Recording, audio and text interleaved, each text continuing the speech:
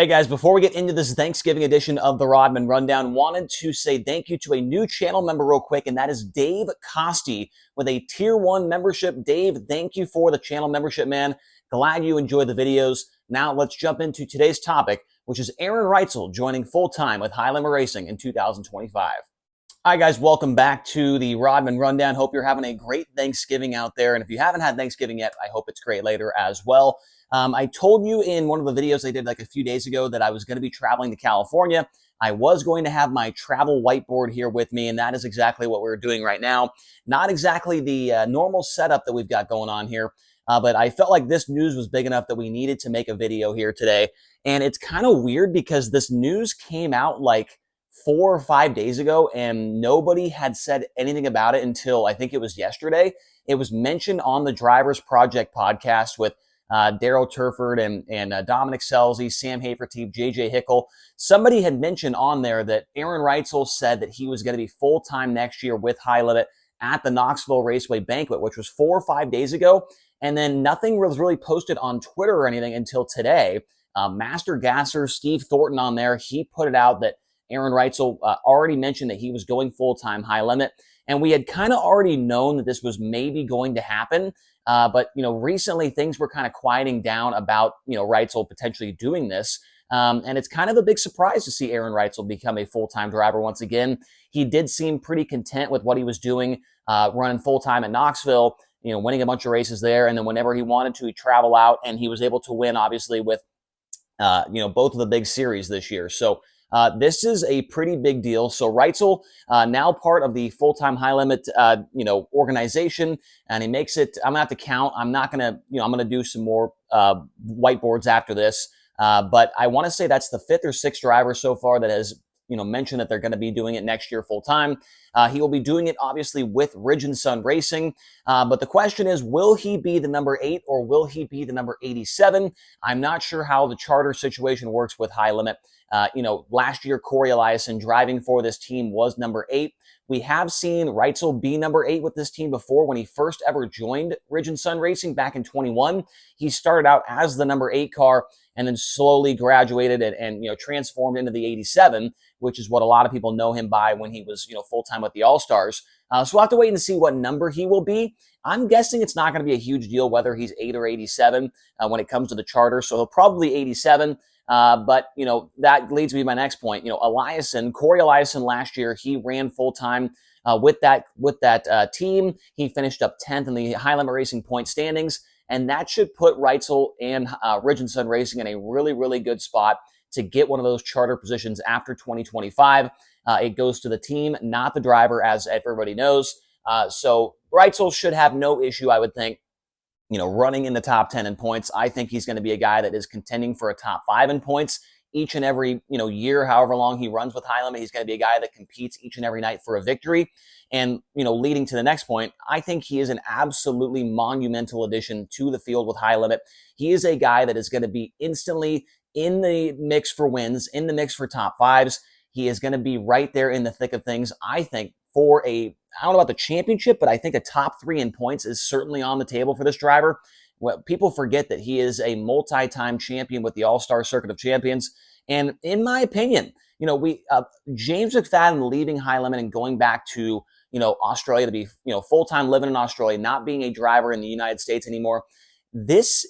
In my opinion, I think Aaron Reutzel is almost a 1-to-1 replacement for James McFadden when it comes to the talent, when it comes to the ability to win races and run top 5 and be a guy that is a threat each and every night. In my opinion, they are a 1-to-1 replacement for each other.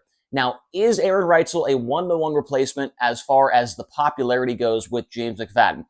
Absolutely not. I think Aaron Reutzel would tell you right now that he is not the most popular driver, and he has played into that, over the last couple of years as being, there's like the enemies or whatever you want to call it, rivals in racing, people that, or drivers that people just don't like Kyle Busch in NASCAR. Like people don't like Kyle Busch, right? In sprint car racing, people don't like Aaron Reutzel for things that he's done in the past. But I think kind of having that villain in a series, I think it's kind of fun for people to root against him or root for him. So like I said, I think he's a 1-to-1 replacement for McFadden when it comes to getting wins and running up front. When it comes to the popularity side of things of having a driver that people are going to cheer on, I don't think that it's exactly a one-to-one direct, replacement for McFadden. But Reutzel, I think it's going to be absolutely awesome to have him on the High Limit Racing Tour next year. Now, let me switch my board around here, do a little flipperoo. And this video is not sponsored by OGIO, but that's the best thing I could do to prop the whiteboard up. So, like I said, he's full-time, but he has not been full-time on a tour since 2021. That was the year he was with the World of Outlaws running in the Roth Motorsports 83 car. Before the penalty happened at Ransomville Speedway, he had had 4 wins already that year. His first time being full-time with the Outlaws.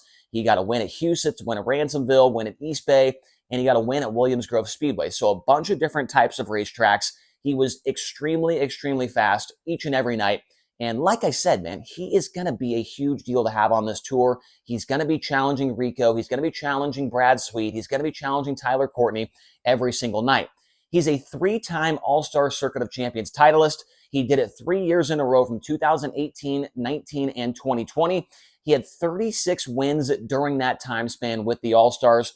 And, I mean, he was basically unchallenged all 3 of those years. I want to say Carson Macedo was the closest one to challenging him for the championship in 2018 when Macedo was driving the Joe Gertie 3G car. But ever since then, 2019, 2020, Corey Eliason was his best direct, competitor. But he was nowhere near, as far as the points goes, to competing with Aaron Reutzel. Ever since Reutzel, ever since that DQ and ever since getting fired from Roth Motorsports in 2021, he didn't finish out the full-time Outlaw Tour. But ever since then, from 2022 till now, he has had 49 wins in those 3 years between 360s and 410 sprint cars.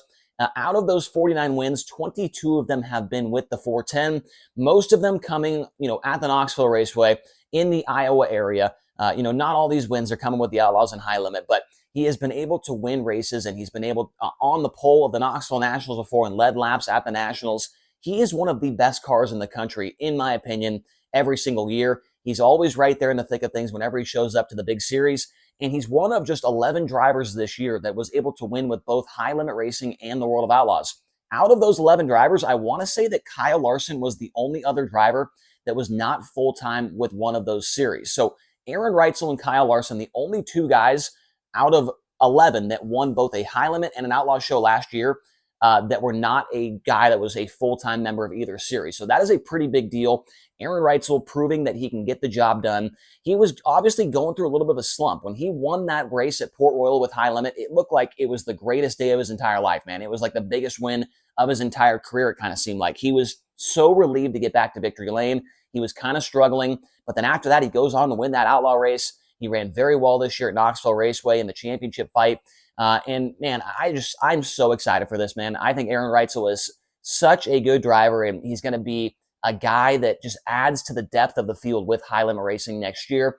And so I think a lot of people should be excited about this. If you don't like him, I think you need to get over that. But you could appreciate how good he is behind the wheel of a race car. So I'm going to write a couple more things on this board here. Obviously, it's way too small. I can't fit that much on there.